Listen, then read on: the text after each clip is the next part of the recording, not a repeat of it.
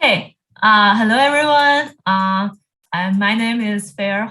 I'm still an assistant professor at Western Oregon University, but my tenure will start in September. So pretty excited about that. Okay, so like Ben just said, this is a final version of a project my student and I have been working on. So last year, my student Will Lucas, he gave a talk on this project, which, well, basically on some preliminary results of this project last year. And now, well, this project, the final version has been published. And so today, I will be talking about the final results, the published version of this project. Okay, so like the title suggests, we will be talking about the synthesis of copper iodide pyrazine hybrid materials, and to be more particular, the accelerated aging synthesis. Okay, so let's break this down a little bit. Okay, so first, hybrid materials. So the one we are interested in are inorganic organic hybrid materials. So like the name suggests, those are materials made of two components. There's an inorganic component and there's an organic component. And those are not just simple mixtures, because those two components, they have to bond and form a material that has properties that are different from each of the components. So oftentimes the inorganic component is some sort of metal, like a transition metal cation, for example, and the organic component is some sort of ligand. Okay, and the inorganic component, which is the metal cation, will form a coordination bond to the ligand, okay, and then, well, they form a compound.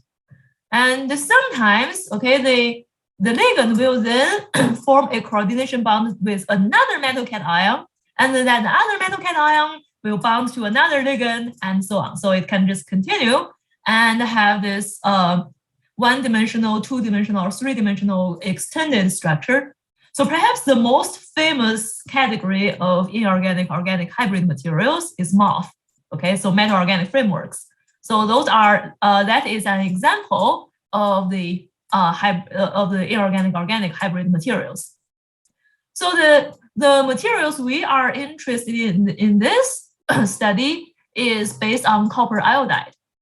So the inorganic component of the material is made of copper iodide. Okay, and the organic component, well, those are some type of ligand that's bonded to the copper in the copper iodide. So this family of the hybrid materials, they have very diverse structures. Okay, so let's just look at the example of the materials in this study, which are copper iodide as the inorganic part and the pyrazine as the ligand. So that's the organic part. So the three materials we have in this study, just those three, they have three totally different structures. Okay, so this first one, okay, so in all three pictures here, the blue spheres, those are copper, and the purple spheres, those are iodine, and the brown spheres are carbon, and the light blue, those are nitrogen. So as you can see in this first structure, we have the copper and iodine, they form this ladder structure. Okay, so copper, iodine, copper, so this ladder. And the ladders are connected by the pyrazine ligands. Okay, so in this second material, well, we have a totally different structure. So where we have copper and iodine form this rhombus structure. Okay, and those rhombus structures, those are connected with each other by two pyrazine ligands. So in this third structure, okay, as you can see, we no longer have ladders or rhombus, but instead we just have a chain of iodine copper, this kind of chain, and the chains are connected with the ligands. So as you can see, just the three materials in this study alone, they already have three completely different structures. And there are even more structures that can be formed with copper iodide and other organic ligands. So for example, I have seen copper iodide forming clusters, so like 4 copper and 4 iodine forming a cluster, and the clusters are connected by the organic ligands. Okay, so this family of materials, they have very diverse structures. Well, but that's not the only thing that's interesting about them. They also have some pretty interesting properties. So for example, a lot of the copper iodide-based hybrid materials, they are photoluminescent. So an example is one of the materials my group is currently working on. Okay, this is made of it's copper iodide with a different ligand. Okay, so it's this ligand here. And this is the material it makes, and this is a material under ultraviolet light. So as you can see, it is quite bright. Okay, so it has this luminescence. Okay, so there are many other copper iodide-based hybrid materials. They are also luminescent.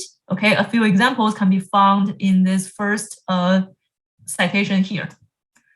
And also some of them have also been found to be photocatalysts. Okay, so for example, an older paper I published when I was a postdoc found that this copper iodide-based hybrid materials, they can be photocatalysts for the degradation of methylene blue dye.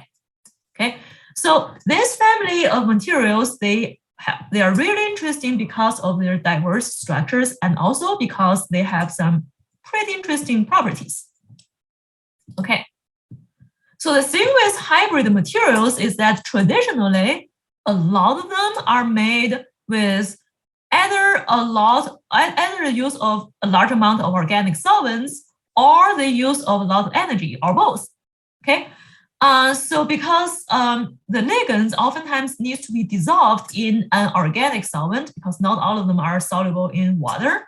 So organic solvents are oftentimes required in the synthesis of the hybrid materials. So sometimes you can just dissolve the metal source and the ligand both in the organic solvent, and they will just self-assemble into the hybrid material. Well, sometimes, okay, you need even more than that. So you may need to heat the reaction mixture or do a hydrothermal or solvothermal synthesis, where you put the reaction mixture, which is the metal and the ligand dissolved in either water or organic solvent, okay, and you put that into a hydrothermal reactor, which is kind of like an autoclave. So it is like this. Well, it's like this container you can seal up, and then you can put that into a furnace to heat up. So as you heat it up, the water or the solvent, they will vaporize, but because the container is sealed, it will generate a pretty high pressure inside because the vapor cannot go out. So under that high pressure and the high temperature, okay, some of the hybrid materials can be made. So as you can probably see already with those traditional syntheses, okay, they are not exactly green because organic solvents, most of them are toxic. And with for example, the hydrothermal or solvothermal synthesis, well, they need to be heated, so that requires energy. Okay, so our goal then is, well, we want to make the synthesis of hybrid materials greener. So several green syntheses have already been developed for hybrid materials, and mostly for MOFs, because, well, that's the most popular family of hybrid materials. Okay, so for example, there's microwave-assisted synthesis where you have the reaction mixture, okay, and it is heated actually using a microwave. So the reason microwave is used is because that saves energy, because microwave can provide a more focused heating of the reaction mixture. Okay, so the reaction time can be shortened, and so we can save on energy. Okay, or for example, there could also be chemical synthesis. Okay, where the energy is provided by ultrasonic by some ultrasonic source. Okay, so once again, that could save on energy because it could create this kind of like what's called hotspots in the reaction mixture. Okay, that could facilitate the synthesis of the hybrid materials. Okay, there's also mechanochemical synthesis, where basically you take the starting materials, so the metal source and the organic ligand, and you grind them up. So after an extended period of grinding, okay, they will you could form hybrid materials, your target hybrid materials. Oftentimes, just a little bit of water or organic solvents, so much less than traditional synthesis, so maybe just a few drops, was added to the reaction mixture, okay, to well, either make the reaction faster or to make hybrid materials, to make your desired structure for the hybrid materials. Okay, so for example, some MOFs would, for example, require solvent molecules such that you can form this porous structure. So that is what the small amount of added solvent could do in the mechanochemical synthesis. And then there's also the accelerated aging synthesis, which is what we are going to focus on in this study. Okay, and well, those are this is not a complete list. Okay, there are many more other green synthetic method. Okay, so what's this accelerated aging synthesis? So it is inspired by weathering of minerals. So as we know, okay, minerals, well, when they're just placed in nature, eventually they will break down because they get weathered. Okay, so like water or even like air or like other chemicals, they could also cause weathering of minerals. Okay, so that has inspired accelerated aging synthesis because, well, in the lab, okay, because metal source and ligands, oftentimes they are both solid, okay, we could just put them together and let them weather each other. And so for the reaction for the synthesis reaction to happen. Well, the problem with mineral weathering is that it often takes a really long time, okay, it could take hundreds of years to weather a mineral. Well, we don't have hundreds of years to make a material. So what we do for accelerated aging synthesis is we take the metal source and the organic linker, and both of them are oftentimes solids. So we take the two solids, we grind them together, okay? So the grinding would ensure thorough mixing, and also, as you will see later in this talk, it could initiate the formation of some hybrid materials. And then once they have been grinded for a little bit, okay, not for too long, this is not like mechanochemical synthesis, okay? The grinding is not what's causing the reaction, okay?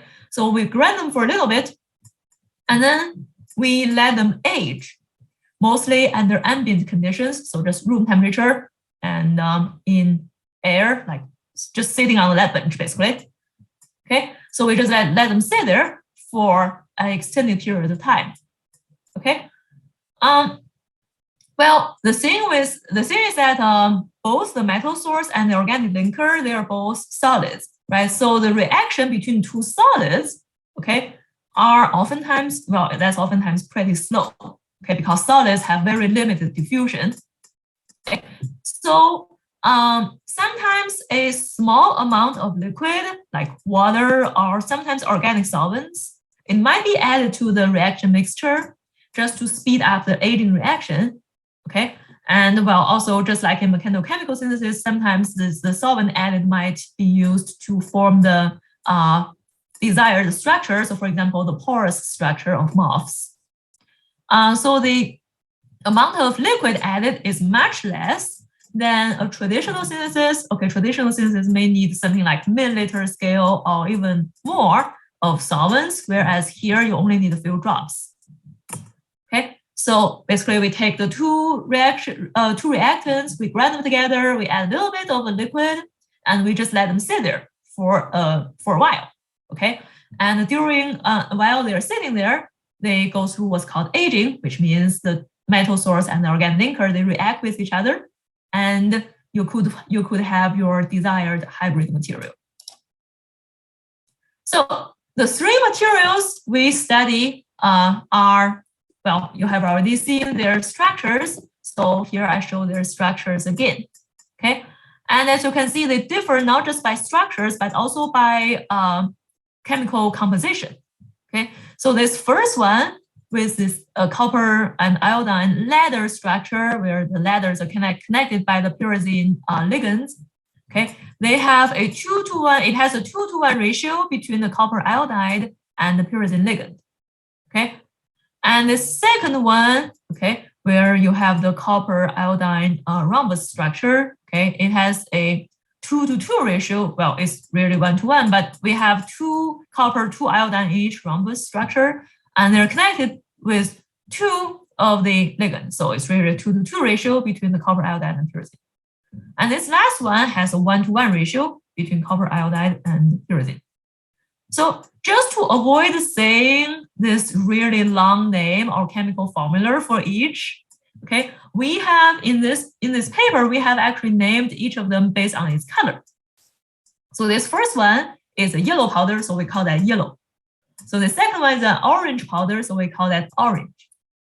The third one is red, so we call that red. Okay, so for the rest of the talk, I will just refer to each of them using their color. So they have been made using traditional methods. So for example, yellow could be made by just simply dissolving copper iodide and pyrazine in acetonitrile.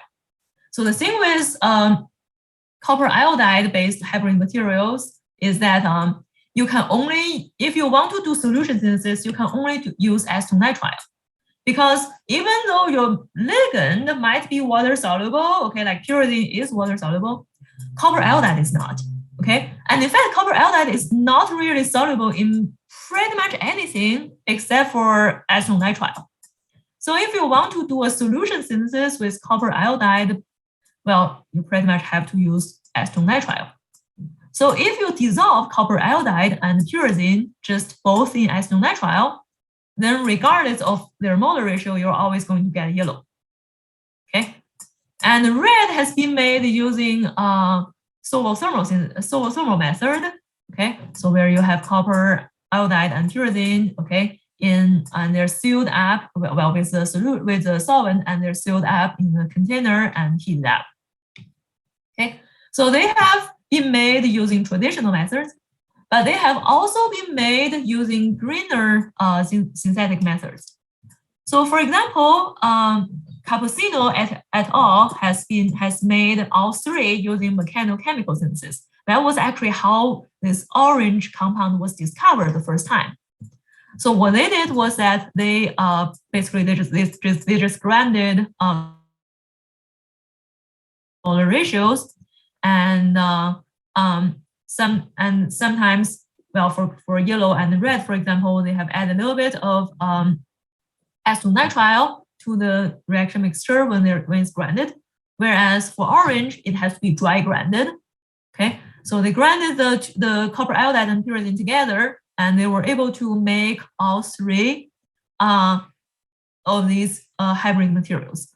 And in their paper, they have also found that, well, they could make those materials transition from one to another by, well, for example, you could add some copper iodide to red, and then you grind them together, okay, with a little bit of added acetonitrile, and then you can eventually reach yellow, for example.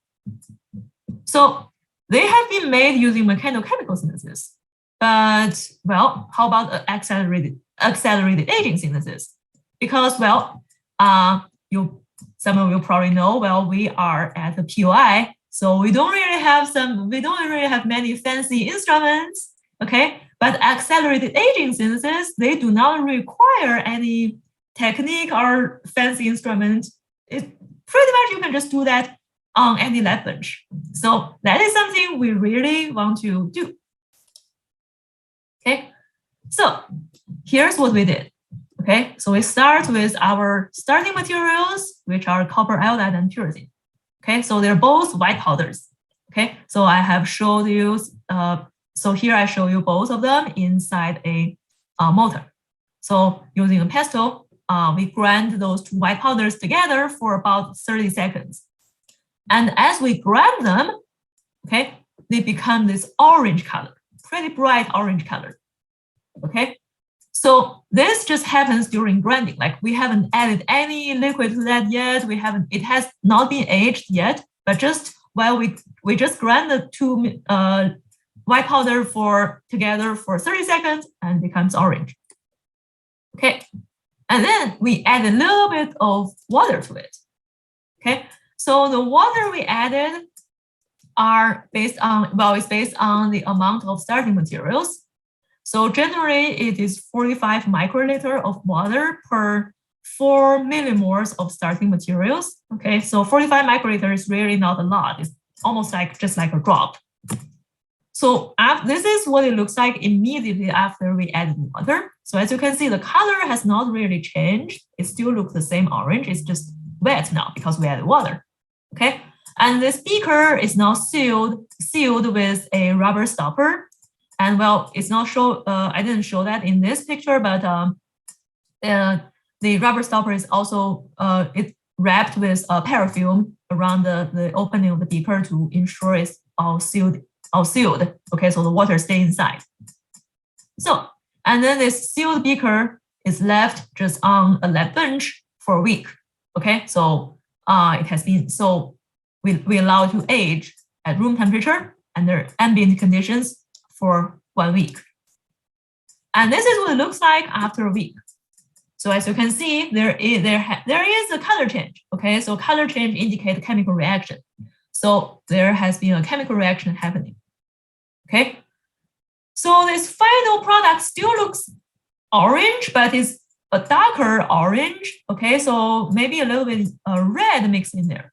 Okay, so what exactly is this? Okay, so this is basically what we did for the accelerated aging synthesis. And we need to figure out, okay, what is the final product we make? And further, okay, what are the factors that could affect this synthesis? So if we change the synthetic condition, how is that going to affect the final product? So the first thing we looked at is how the copper iodide to pyrazine molar ratios could affect the final product. So we have tried 4 different molar ratios. So all of them have exactly 1 millimoles of copper iodide, but we have different amount of pyrazine. So this first one, we had 0.5 millimoles of pyrazine. This second one had 1 millimoles, and then 2 millimoles and 3 millimoles of pyrazine. Okay, so that's the only difference between those 4 mixtures. So everything else is the same. Okay, we grind the starting materials together. We added the appropriate amount of water depending on the number of millimoles of starting materials in here. And then we let each of them age at room temperature for a week. Okay, and this is the final product after we take it out. We washed each of them with acetone just so that we can remove any unreacted pyrazine in there, and we dried them. So this is what it looks like. Okay, so as you can see, they have slightly different colors. They all look kind of orange, but the one with a higher amount of pyrazine look kind of like a darker shade of orange. Okay, especially the one with 1:3 ratio is almost red.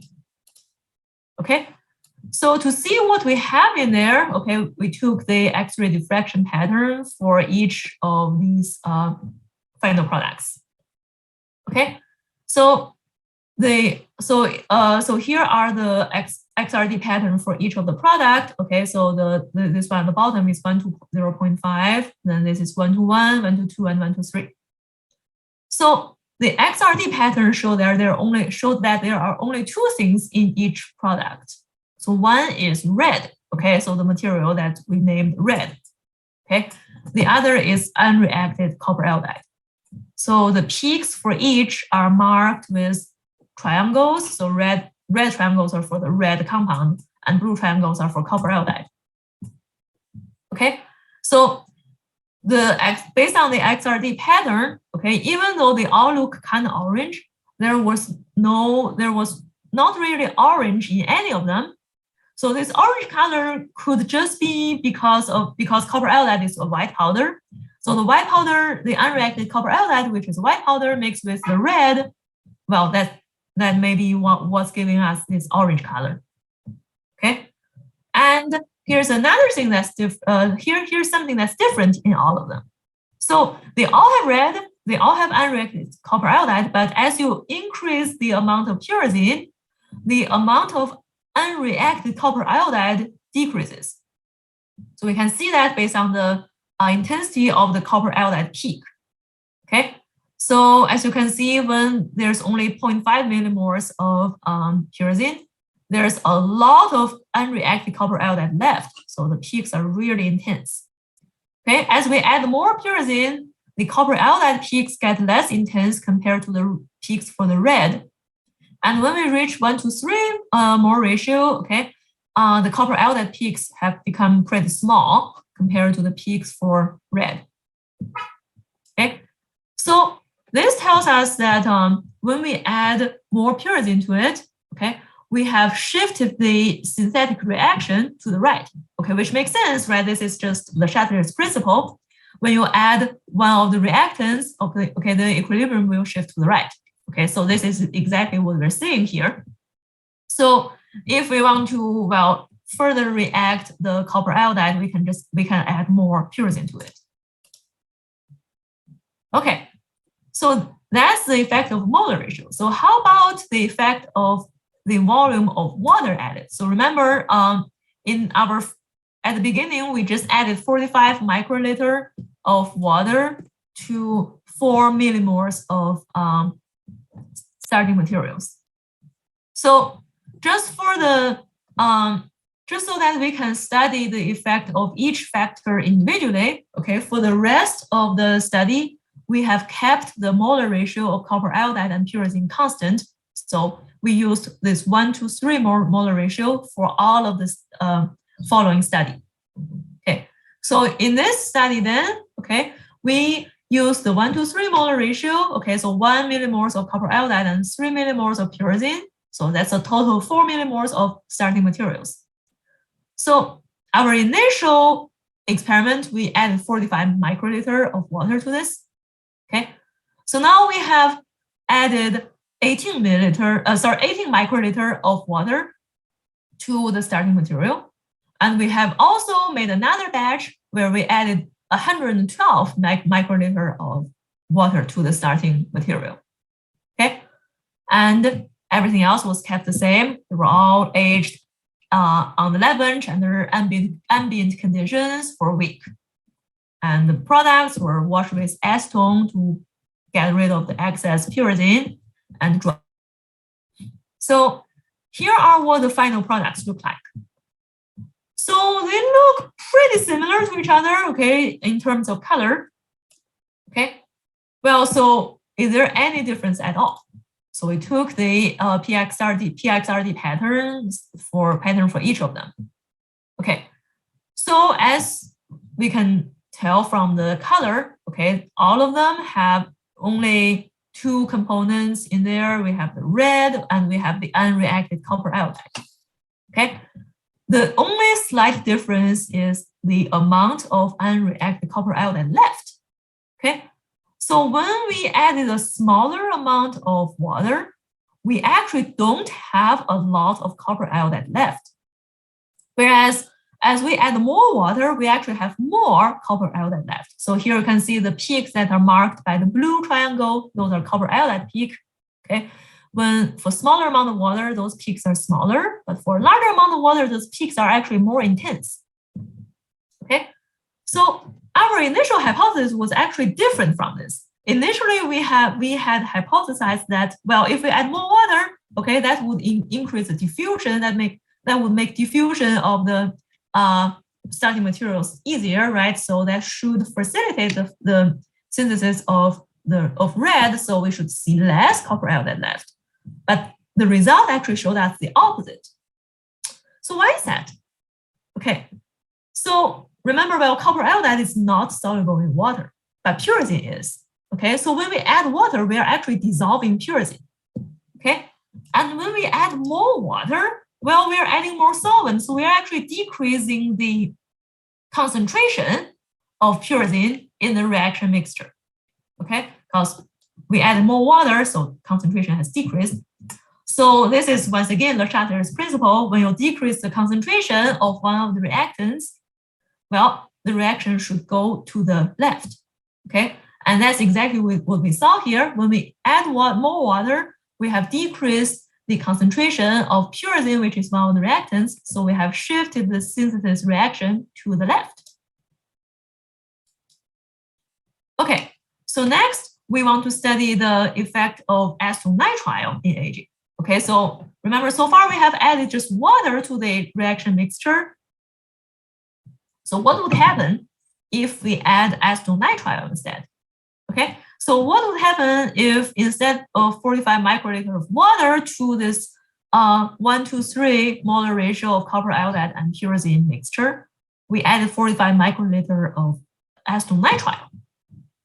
All right, so here's what the final product looks like. Okay, so the reaction condition of those two are exactly the same, except that one has water, the other has acetonitrile. So once again, just based on the color, they're not really that different. Okay, so we go to our Xrd patterns.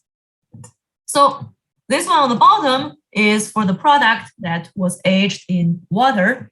This one on top is for the product that's aged in acetonitrile.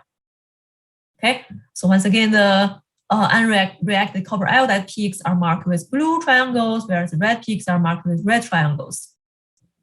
So they both have red, and they both have some copper iodide left that's unreacted. However, the one aged in acetonitrile has very little copper iodide left.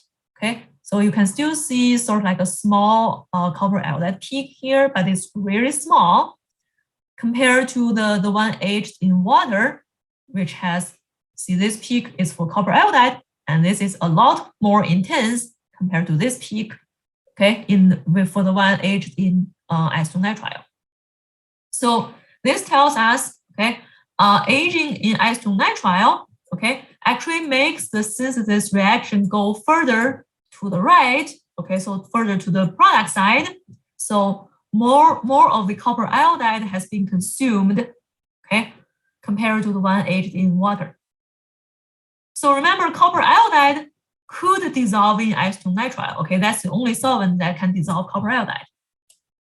So when we add acetonitrile, okay, it's almost like we have increased the concentration of copper iodide in the solution, because before we just had water. Water doesn't have pretty much, water pretty much has no acetonitrile. No copper iodide in there. Whereas if you add acetonitrile, then well, we have a higher concentration of copper iodide in acetonitrile. Okay, so and also it makes the reaction faster because now we have more of each reactant in the solution phase, so diffusion is now faster. So those factors means that when we add a small amount of acetonitrile in the synthesis, that would shift the synthetic reaction to the right. So note that if we were to put copper iodide and pyrazine into just an acetonitrile solution, okay, we actually would make yellow instead of red, okay, regardless of the molar ratio. But here, okay, since we only added a really small amount of acetonitrile, okay, it's really just like 45 microliters, so it's almost like just a drop. Well, there's not enough to dissolve both of them, so it's not the same as the solution synthesis. So instead, okay, we still get red, okay. All it does is that it makes the synthesis go further to the right. Okay. So how about, okay, we wash the product with acetonitrile after aging, okay? So here is the same product with 1:3 molar ratio, okay, between copper iodide and pyrazine, aged in 45 microliter of water for a week, okay? So what we did is that we took out a little bit of this product and we washed it with acetonitrile. So initially we thought, well, that would just get rid of the unreacted copper iodide and that should leave us with pure red. However, the powder immediately turned yellow, okay? And this is what we got after we dried off the acetonitrile solution, okay? And the Xrd pattern confirmed that. So before we wash that with acetonitrile, okay, we have some unreacted copper iodide and then we have some red. And after we wash with acetonitrile, well, yes, we did decrease the amount of copper iodide left, but we have also formed yellow in there, okay? So these additional peaks compared to before the wash, those are for the yellow compound, okay? So remember the yellow compound has a 2-to-1 ratio between copper iodide and pyrazine, whereas the red compound has a 1-to-1 ratio, okay? So what likely has happened, since there was some unreacted copper iodide in the product, okay, what likely has happened is that once we add acetonitrile, okay, this reaction has occurred where the red reacted with copper iodide and formed yellow, okay? So the likely reason that we didn't see this reaction occur, okay, without, if we did not wash that with acetonitrile was because, well, when we add acetonitrile, we have increased the diffusion rate. So this reaction gets a lot faster, so we end up getting yellow. Okay, so then finally, what's the effect of temperature? Okay, so far we have only been doing this synthesis at room temperature, but what if we heat that slightly? So here are the product, okay, when we heat the starting materials to 313 Kelvin and 323 Kelvin, okay? So everything else is the same. We still have a 1-to-3 molar ratio. We still added 45 microliter of water to each. It's just that instead of aged at room temperature, they were aged at these slightly elevated temperatures. And instead of aging for a week, we only aged them for 5 hours because the reason we did that was because after 5 hours, we really don't see any color change at all. So these are what the products look like. Okay, so based on just color, okay, those don't look very different. They do look slightly more on the yellow side compared to the one aged at room temperature. So we took the X-ray diffraction pattern on each of them. So indeed, each of them has red in it, so marked with those red triangles. So those are peaks for the red. Well, each of them also has yellow in it. So that explains the slightly yellow color compared to the one aged at room temperature. Okay, so those are peaks for the yellow. And they also have some unreacted copper iodide. So even though there were still some copper iodide left over that's unreacted. Okay, so well, although compared to previously we didn't get red until aging for a week. Well, those have only been aged for 5 hours, and we already see a pretty significant amount of red in each of them, based on the intensity of the peaks for the red in the Xrd pattern for each. So it looks like the higher temperature, it did speed up the synthetic reaction. Okay, so we did get red faster compared to when we aged them at room temperature.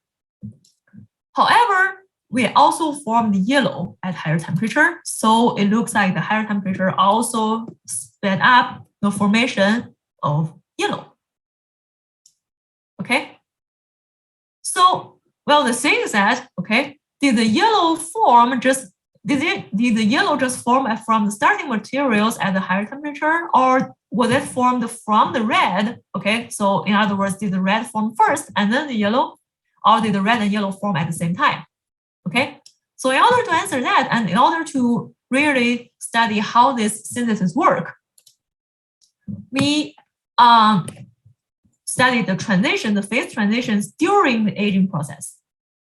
So first, what we did was that we used the copper iodide to pyrazine at 1:3 molar ratio. Okay, we grind them together. We added 45 microliter of water, and then we let them age at room temperature, but for a different amount of time. Okay, so here are the final results after we let them age for an hour, for 2 hours, 3 hours, and 4 hours. And this last one was after aged for a whole week. So we took the Xrd pattern on each, okay? And we also took the Xrd pattern on the reaction mixture that was just grinded, so without any aging, without even water, so just grinded. So remember in the beginning I showed you that both copper iodide and pyrazine are white powder, but after they have been grinded together for 30 seconds, they turn into a bright orange powder. So the color change indicates there might be some chemical reaction there as well, okay? So we took an Xrd pattern of this powder that was just after grinding without aging or any addition of water. So here are the Xrd pattern for each of them. So this one on the bottom is for the initial, which was the one that just after grinding. So not surprisingly, it has a lot of unreacted copper iodide left, okay? But it also has these peaks. Those are not very strong, but you can see that. You can see them, the small peaks here. These are actually the peaks for the orange compound. Okay, so it looks like we did make the orange. And in fact, the orange was the first one that's formed from the starting materials. Okay, it formed immediately, okay, after grinding the two starting materials together. We didn't even have to add water. Okay. So orange formed after we just grind the two starting materials together, okay? And after an hour, okay, we actually have more orange because the peaks for orange has grown a bit more intense. Like intense, you get the peaks grow a little bigger. Okay, so it looks like we have more orange in here. And after 2 hours, the peaks for orange grow even bigger. So we have more and more orange in the reaction mixture. However, okay, after 3 hours, okay, peaks for red start to show up. So it's a little hard to see because they're still quite small at the 3-hour mark, okay, but they're more significant at the 4-hour mark. So as you can, now you can see more clearly, we have some peaks for the red. However, the orange still persists in the mixture after 4 hours, okay. After 1 week, though, we do not have any trace of orange left. All we have was just red and the unreacted copper iodide. So what did we learn from this? Well, first, the orange compound, it formed immediately after grinding. So no need for aging, no need for adding water. Just grind the two powders together, you will get orange. Although you will only get a small amount because most of that is still unreacted copper iodide. Okay. And then as time goes on, at about the 3-hour mark, red start to appear. Okay, and eventually, okay, we no longer have any orange, all we have is red. So that indicates, okay, likely the orange, during this whole aging process, whole week of aging, okay, the orange has transitioned into red. So so eventually we don't have any orange left, okay, we just have red. Now, what if we repeat the same process but at a slightly elevated temperature? So these were done at 50 degrees, which is 323 Kelvin. Okay. So these were so the starting materials once again are copper iodide to pyrazine at 1:3 molar ratio.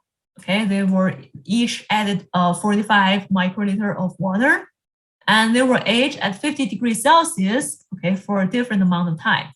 Okay, so this is to study what phases, what compounds have formed during this aging process. So this first one was aged for 10 minutes, the second one 20 minutes, then 30 minutes, and 1 hour and 2 hours. Okay, so we stopped the reaction at 2 hours. Okay, so based on just the color alone, okay, the one at 10 minutes looks a bit more orange, yellowish. Okay, so probably due to the unreacted copper iodide and probably also the orange in the beginning. Well, those three in the middle, they look more on the red side, so indicating that red has probably formed. Whereas this last one, it goes back to a little bit orange yellow. So maybe we have formed yellow. So this is what we got just from the colors alone. So the Xrd pattern has confirmed that. Well, once again, initial, so this is the just grounded, okay, before aging. So we have all those peaks for orange, okay? And then after aging for 10 minutes, okay, we still see a few of those small peaks for orange, but they're now really small, okay? And we start to see peaks for red, okay? So red are those peaks marked with the red triangles, okay? So as you can see, you start seeing peaks for red coming out, okay, at the 10-minute mark, okay? We still have a lot of copper iodide left though. So at the 20-minute mark, we pretty much don't see any orange peaks left. We just have the red peaks and the unreacted copper iodide. So same thing for 30 minutes and 1 hour, except that the peaks for red has grown a bit more intense. So we have formed more and more of the red compound. However, the 2-hour mark, we saw some peaks for the yellow compound. Okay, so those are marked with those yellow triangles. So at the 2-hour mark, we have the yellow compound. So to recap, this is what we learned from this experiment. Okay, so we started with orange in the mixture, but it disappeared at the 20-minute mark. And the red compound appeared after 10 minutes. Okay, so which is likely due to this elevated temperature, because remember previously at room temperature, the peaks for red didn't show up until like 3 hours. But here at 50 degrees Celsius, it showed up after 10 minutes. So the reaction is definitely, the synthesis reaction is faster. Okay. However, okay, after 2 hours, we start seeing yellow. Okay, so we didn't see yellow in the beginning. Okay, we didn't see yellow for a whole hour. But after aging for 2 hours, yellow has showed up. Okay. So based on what we have learned so far, okay, we have proposed the following interconversions between the 3 different compounds. So starting from this starting materials, copper iodide and pyrazine. So I should say this is purely schematic. Okay, those are not real numerical values. So we didn't do any say like calculations of their actual potential energy. Okay. So this is just schematic to show you the relatively which one has a higher or which one has a lower potential energy. So we have basically artificially made the potential energy for the starting materials 0. So compared everything to that. Okay. So starting from the copper iodide and pyrazine. Okay, so let's first think about what happened in just acetonitrile solution. So previously it has been found that if you just dissolve those 2 powders, completely dissolve those 2 powders in the acetonitrile solution, so if you add something like 10 milliliter of it to dissolve both of them, well then, regardless of the molar ratio or any other synthetic condition, you will always end up with yellow. Okay, so this first paper and this also the second paper, these citations here have showed this result. Okay, and we actually have repeated that experiment and we got the same result. So solution synthesis, you will always get yellow no matter what. So what happened here is, so what likely has happened here, okay, and this first paper has showed that, was that when you dissolve copper iodide in acetonitrile, it's going to form this dimer structure, okay, of Cu2I2, so copper, 2 copper and 2 iodine. Okay. And because it is in a solution, diffusion is really easy. Okay, so those dimers, they will diffuse and aggregate, and so they connect, so they attach onto each other. So eventually they form a ladder. Okay, because well, diffusion is really easy, right? The dimers will just self-aggregate. So eventually they form this ladder structure, and that ladder structure is what's needed for the yellow. Okay, so that is likely why in solution, you will always get yellow no matter what. Now, in our accelerated aging synthesis though, okay, diffusion is no longer that easy because we only have a very small amount of water or acetonitrile, so mostly water. So diffusion is really not that easy. Okay, so and also if we are just using water, we can't really form this same dimer structure like in acetonitrile. So instead, what happens is that well, before the copper in copper iodide has a tetrahedral structure where one copper has is coordinated with 4 iodine atoms. Now, for the accelerated aging synthesis, okay, what's going to happen is that the pyrazine will simply just replace 2 of the iodine atoms on this tetrahedrally coordinated copper, okay, and so it forms this structure that's required for the orange. Okay, so the copper used to be bonded to 4 iodine, and now 2 of them is replaced with the pyrazine. Okay, and so now it is, so we have the structure that's required for the orange. Okay, and well, because this is not in solution, so diffusion is not that easy. Okay, so these rhombus structure, okay, even though they still look a little like the dimers, they cannot really diffuse onto each other and aggregate and form the ladder structure like in yellow. So instead, they're stuck in place. Okay, so that's why instead of yellow, okay, we actually get orange instead in this as the first product in the accelerated aging synthesis.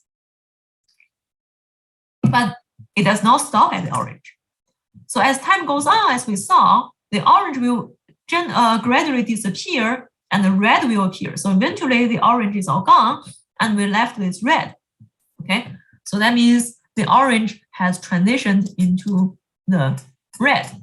Okay, so in this accelerated aging synthesis in water, in a small amount of water, we form orange first and then it transitions into red.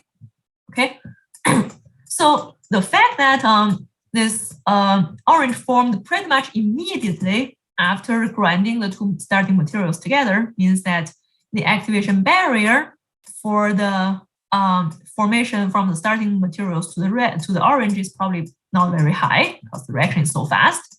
Okay, whereas red does not appear until, well, the 3-hour mark, means that the transition from orange to red is likely a lot slower than the formation of orange directly from the starting materials. So the activation barrier between the orange and the red is likely higher than that between the starting materials and the orange. Okay, well, however, well, once it forms red, it does not go back to orange. So that means the reaction is spontaneous. And that also means red likely has a lower potential energy than orange. So red is more stable. Okay, so that's also consistent with the Ostwald step rule, okay, which says the phase that's formed first, okay, is closer in potential energy to the starting materials. So orange should be closer to starting materials than red. So red is a little lower in energy than orange. Okay, so now at if you just leave the red and the unreacted copper iodide at room temperature, okay, they basically coexist forever. Okay, they do not really go anywhere. However, if you increase the diffusion rate in some way, so for example, if you heat it up, like we saw previously, okay, when we did the reaction at 50 degrees Celsius, or if you wash that with acetonitrile, which, well, also increase the diffusion rate because that's going to dissolve the unreacted copper iodide. So one way or the other, you increase the diffusion rate and the red will convert into yellow.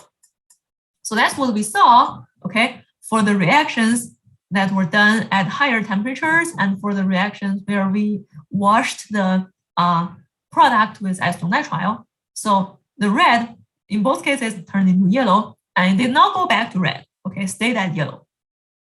So that tells us, well, yellow is likely more stable than red because, well, once it goes to yellow, it doesn't go back, okay? And this conversion from red to yellow, okay, it does not really go at room temperature with a slow diffusion rate, okay? But it goes at a higher temperature or with a higher diffusion rate. So so this reaction, well, is probably pretty slow, so it has a higher activation barrier than the formation of red or formation of orange. Okay. However, this reaction can be made faster, okay, if you increase the diffusion rate. So looks like if you want to get the yellow, either you have to do that in solution, just totally in solution, or you have to, if you get the red, you have to increase the diffusion rate somehow to get the yellow. So the diffusion rate looks like it's the key factor to get yellow. And finally, because once you get yellow, you don't go back to red, that indicates yellow is likely is more stable than red. So the stability, okay, yellow is more stable than red, and red is more stable than orange. So this is what we have proposed based on our observations. Okay, so solution synthesis, you just get yellow. Accelerated aging, you get orange first, and then you get red. And then if you can somehow increase the diffusion, you will also eventually reach yellow. Also, the solution synthesis is really fast as well. Okay, basically it happens immediately. Okay, when you dissolve the two starting materials in solution. So likely the activation barrier for the solution synthesis is also pretty low. Okay, so that's why the reaction is fast. Okay, so in conclusion, okay, we have prepared the red compound, which has a 1-to-1 ratio between copper iodide and pyrazine, using a water-assisted accelerated aging synthesis. Okay, so the synthesis was done at room temperature, so ambient conditions, with no acetonitrile needed. We just needed a small amount of water, and we could get red eventually. Okay, so this is a very green synthetic method. Okay, we have studied what could affect this synthesis. Okay, we have found that the volume of water added and the type of solvent added, so water versus acetonitrile, they could both shift the synthesis reaction. Okay, and well, also the molar ratio between the copper iodide and the ligand could also shift the synthesis reaction. Okay, so in order for the synthesis reaction to shift further to the right, okay, if we are just using water, then we want to have the pyrazine in large excess, okay, and we want to use as little water as possible to increase the concentration. Or we could use a little bit of acetonitrile instead, which would increase the diffusion between the two compounds because it also dissolves copper iodide. Okay, so and as a result, it could also increase the concentration of the starting materials in the solution because now both of the starting materials are in the solution. Okay. And also we have found that, well, we can also make the synthesis faster by increasing the temperature. However, we cannot, if we do that, we cannot heat it for too long because otherwise we get yellow. We get a mixture of red and yellow. Okay. So this higher temperature will speed up the synthesis, but it also helps the transition from the red to yellow because it increases the diffusion, which is key factor to the formation of yellow. So this is a green synthesis method, okay, with no need for organic solvent or energy, okay. And well, even though, okay, we most of the time we got the unreacted copper iodide, okay, we could, since we have discovered that those factors could affect the synthesis, we could well further fine-tune the synthesis, okay, to make sure we get a higher yield of red, okay. And further, our study in this accelerated aging synthesis could aid in the developing of the green synthesis of other hybrid materials, okay, which is actually something my group is currently working on, where we have moved on to other hybrid materials, and we are developing the accelerated aging synthesis for them as well, okay, and based on the results from this study, okay. And further, it could also possibly discover some new materials that could not be formed in, for example, a solution. And also, okay, based on our results, based on our study of the transitions during the synthesis, okay, we have proposed the relative stability of the three different materials, different copper iodide and pyrazine materials, okay, and how they convert from one to another. So we found that to form yellow, well, we need a higher diffusion rate. So either we put that in solution or we increase the temperature. Okay. And when we do not have that high diffusion rate, then we would form orange instead. And slowly it's going to transition into red. Okay. And the red could be pretty stable. Okay. Even though if you react red with copper iodide, you could get yellow. Well, those two could coexist for a really long time if the diffusion rate is low. But if the diffusion rate is higher, okay, the red could transition into yellow if you have excess copper iodide present. Okay, so once again, that says yellow. To form yellow, you need a higher diffusion rate. And finally, we have proposed the relative stability of the three materials, which is orange is the least stable, so the highest energy, and the red is more stable, and then yellow is the most stable of the three. Okay, with that, I would like to thank my student, Will Lucas, who was the one that gave a presentation on the preliminary results for this project a year ago. And he has done a ton of work on this project. Well, without him, this paper would never have been possible. So thank you so much, Will, if you're watching this or watching this later.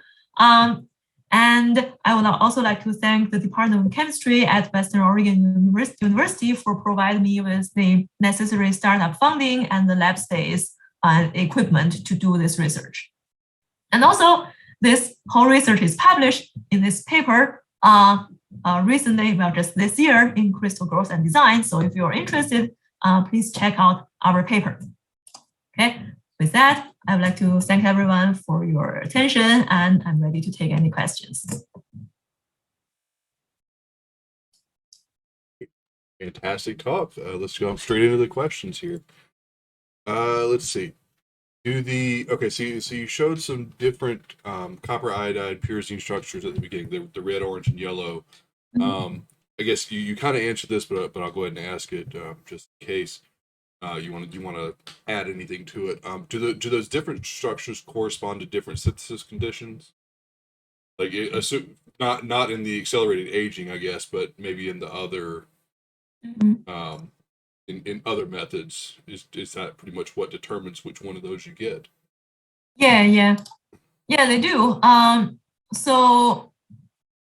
Okay, yeah, so like I said in the end, to form yellow, you really need a high diffusion rate. So if you want to get yellow, you can just dissolve the copper iodide and pyrazine in acetonitrile, and you will always get yellow no matter what. If you want to get red, well, here we have the accelerated aging synthesis. Well, traditionally, red has been made using solvo-thermal synthesis. And here in this paper by Cappuccino et al., they have also made it using the mechanochemical synthesis. And orange is actually an unstable phase. So to make orange, you need to basically dry grind the copper iodide and pyrazine. So there cannot be any solvent, so no acetonitrile or water. So if you dry grind those two, you will get orange. But orange is also unstable, so if you let it sit there in air, then eventually it's going to transition into red. Okay, interesting. It's actually, I like that this was the slide you showed to answer that, because one of the questions that we got early on, right before you showed this, was from Isaiah, who he and Ross Kobe are both here. And the question was, but can you mill it though? And it turns out you can. So we really appreciated that. Let's see. Does the amount of water that's added affect the rate of aging? So the amount of water added. So well, we didn't really try a different aging time. We just added a different amount of water and age all of them for 1 week. So what we saw was that if you added more water, you will end up with actually more unreacted copper iodide after 1 week. So we think this is because, well, when we add more water, you dilute the reactant, so Right. the synthesis shift to the left. But it could also be that adding more water actually makes the aging slower. Although that would be counterintuitive, right? Because adding more water would increase the diffusion rate. Mm-hmm. So I think adding more water would make the aging faster, really. But our result will actually show that if you add more water, you actually have more copper iodide, unreacted copper iodide left after aging for a week. Okay. Let's see. So, okay, so yeah, so sorry. So that was actually our initial hypothesis that adding more water will speed up the aging process. Yeah, so that was initially what we thought, because, well, adding more water, you are going to increase the diffusion rate. Mm-hmm. So adding more water, we should like if we let all of them age for a week, then the one with the most water should have the most red in the end. But that was actually not the case. So that was actually why we came up with this explanation that adding more water actually maybe they have made the reaction faster, but it actually shifts the reaction to the left. Okay, so that's why in the end we have actually more unreacted starting materials. That's interesting. Okay. Yeah. So there was one of the Xrd, the series of Xrds that you showed. I'm not sure which one it was. It looked like there were different crystal orientations that were favored for the red phase. Well, that could be. Is that this one? Yeah. Yeah, this is actually it right here.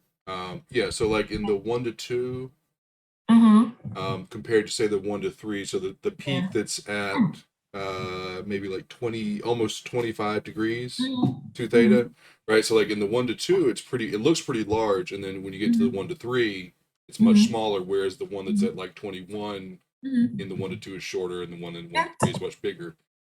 Is there any correlation there of like, you know, at certain ratios of the precursors you get different favored orientations or anything like that you noticed? Well, no, not as I noticed. Well, see, the thing is that we don't have an Xrd ourselves. We have to go to OSU to do the Xrd experiments. Okay.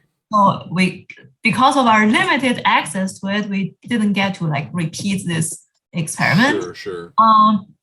If I were to make just an educated guess, I would say there's not really a preference, because we don't see that in all other molar ratios, right? Okay. Only the 1 to 2. So like 1 to 1, still this one is smaller than this one. Yeah. And same thing for 1 to 3, this one is smaller than this one.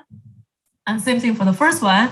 So my guess is that if we were to repeat the 1 to 2 ratio, maybe we will get something like that looks similar to the others. Okay. So this might just be like a one-off thing, but unfortunately, since we have limited access, we didn't get to repeat this. Okay, now that makes total sense. Yeah.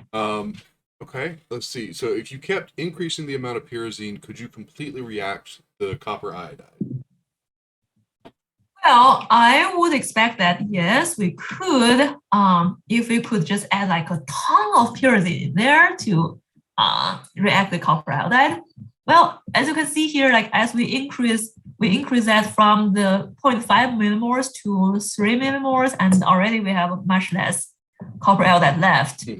So I would, well, we stop at the 3 millimoles, but if I were to make a guess, I would say, if we just keep going up, there will be less and less copper iodide left.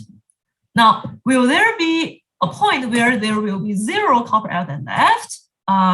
That I do not know. Maybe that will require an infinite amount of pyrazine. But we haven't got there yet. Okay. But yes, like if I were to take a guess, yes, if you increase the pyrazine, you should have react more and more copper iodide. Okay. Let's see. What happens if you mix acetonitrile and water as the solvent? Well, I guess let's assume. I'm assuming the question is asking like the total volume So you're still using a small amount, like the 45 microliters. What would happen if you mix the two? That's a real good question. Well, we have not tried it. So we have seen so far that where was that slide? Yeah, we have seen so far that if you add just totally acetonitrile instead of water, then the reaction really goes to the right, and like so we have less copper iodide left. So I would guess that if we were to do, say, like half water, half acetonitrile in this 45 microliter, the result should be somewhere in between these two. Okay. Yeah. That would be, we haven't tried it, but if I were to take a guess, that would be my hypothesis. That seems reasonable, yeah. All right, let's see. You touched on the stability of the different phases a little bit, but I'll go ahead and ask this question as well. If you let the orange phase age without solvent, does it stay orange, or is it only semi-stable? So we didn't do that, but the paper by Capsino et al. So they actually they just left the orange there, like without solvent. But I mean, if you leave that just in air, well, air will always have humidity, right? So eventually the orange will just transition into red. So the orange is not really the most stable phase. I would say though, like if you could keep the orange in like a totally dry condition, then possibly it could just stay orange. Okay. All right. So basically, because it seems like it seems like the orange would transition if there's some sort of solvent like water or like acetonitrile, something like that. Okay. But I would guess that if you just keep that at like a totally dry condition, then you could keep the orange at least for an extended period of time. Okay, that makes sense. It looks like this is our last question. So really cool and thorough work. What's next? I think you touched on it a little bit. Yeah. What are your plans beyond this? Yeah. So well, currently my group is working on a different copper iodide based hybrid material. I mentioned a little bit in the beginning. It is this fluorescent material. So it's with a different ligand, still copper iodide based. So currently a student is working on developing the accelerated aging synthesis for this material. We are also collaborating with someone at NC State to do some computational work on these each of those materials to see if we can get like the electronic structure of each. And also we are also developing, we're also working on developing green synthesis for other hybrid materials or even like MOFs. So maybe not copper iodide based, but with other metal sources. So for example, zinc or aluminum. So the reason we started with copper iodide base was actually like copper iodide is kind of like a metal oxide, which is not soluble in most of the things. Yeah. So our goal was that eventually we could actually move on to metal oxide, which is actually a much greener metal source compared to the common metal source like halides or nitrates. Okay. So eventually, if we could move on to like metal oxide and develop accelerated aging synthesis with metal oxide and a ligand, that would be great. Or we could do, or maybe like alternatively develop a greener, at least like a greener synthetic route using say like metal oxide and the ligand. That'd be great. So yeah, so generally, okay, we are working on this material, this next copper iodide based material. We're also developing green synthetic methods for other hybrid materials. Some are copper iodide based, but eventually we want to move on to metal oxide based. Okay. Yeah. All right. Very cool. It looks like that's all the questions that we have. So I will say thank you again to Dr. Ho for a fantastic talk. Super cool. Like I said, really neat to see the finished product after we got the introduction a year ago. And thank you to everybody for coming out. And we'll be back next week. And I hope you all will be as well. And in the meantime, please have yourself a great weekend. And we will see you next time. Thanks again, everybody. And have yourself a good night.